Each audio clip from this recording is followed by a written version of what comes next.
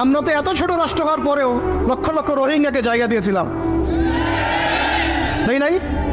আমাদের ভাইরা 10 টাকা 5 টাকা 20 টাকা করে তুলে ওদেরকে খাইয়েছে, ত্রাণ দিয়েছে, সরকার সহযোগিতা করেছে, বিভিন্ন এনজিও কাজ করেছে, করে নাই?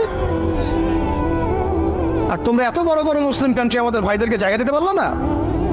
তোমরা ওদেরকে এই অবরুদ্ধ একটা জায়গায় 22 লক্ষ মানুষকে বোমের খোরা খাওয়ার জন্য ছেড়ে দিলা। আল্লাহ পাক তোমাদেরকে তেল দিয়েছিল, কোন ভাষায় বলবো আমি বুঝতে পারি না। আল্লাহ পাক এদেরকে তেল দিয়েছে, তেল, অয়েল, ব্ল্যাক গোল্ড।